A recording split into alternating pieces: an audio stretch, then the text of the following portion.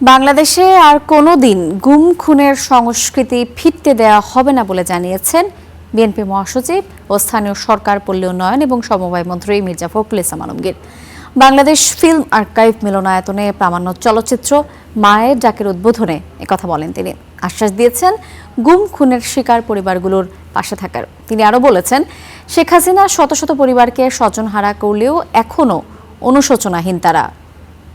বিচার চাই না, আমরা কোর্ট চাই, আমরা আমাদের বাবাদের জড়িয়ে ধরতে চাই, বাবার সাথে উৎসব করতে চাই। প্রতিটা উৎসবে আমাদের বাবাদের আমরা আমাদের বাবাদের মিস করি। এটাই ছিল ৫ আগস্টের আগের ১.৫ দশকের বাংলাদেশ, যেখানে কারো বাবা, কারো ভাই, কারো স্বামী কিংবা কারো সন্তান হারিয়ে গেছে শুধুই ভিন্ন মতের কারণে। এখনো খালি হাত নিয়ে আমরা ঘুরে বেড়াই।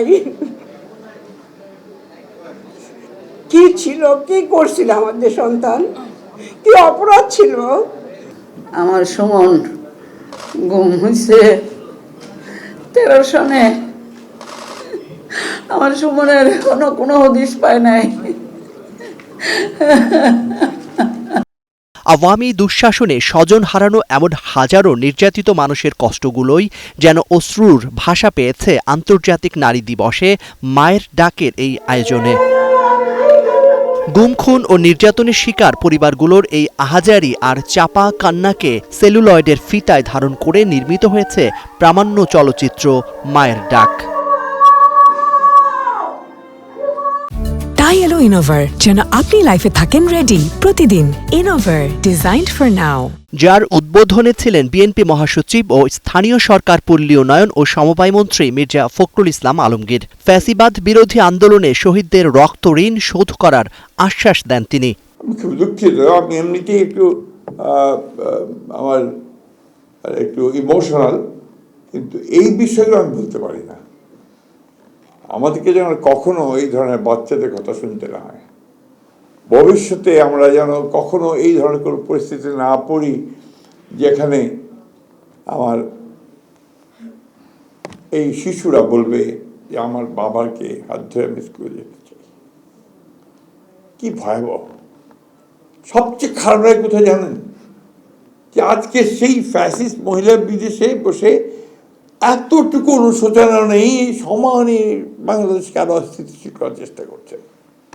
শেখ হাসিনা আমলের ভয়াবহ গুমের অভিজ্ঞতা তুলে ধরেন ভুক্তভোগীরা। আমিও কিছুদিন গুমে ছিলাম, আমাকেও গুম করা হয়েছিল, কিন্তু আমি সেই অভিজ্ঞতাটা মনে করতে চাই না। কিন্তু আল্লাহ রাব্বুল আলামিন আমাকে আমার পরিবারের কাছে, আপনাদের কাছে ফেরত এনেছে। গুম ছিলাম প্রায় 10 থেকে 12 দিন, আমার ওইভাবে চেঞ্জ ছিল না। যখন আমাকে ফিরে দিবে তখন মনে হয় আবার ইলিয়াস আলী, চৌধুরী আলম, সুমন ভাইদের সাথে মনে হয় আমরা একসাথেই থাকবো, একসাথেই দেখা হবে। যারা যারা আয়নাঘরে গেছে তাদের বাইরের দুনিয়ার সাথে কোনো কানেকশন ছিল না। বাইরের দুনিয়া তো অনেক দূরের কথা, যেই জগতের ভিতরে ছিলাম পাশের ছেলে কি হচ্ছে সেটাও আমাদের জানার সুযোগ ছিল না। লড়াই চলতো প্রতিদিন বেঁচে থাকার জন্য।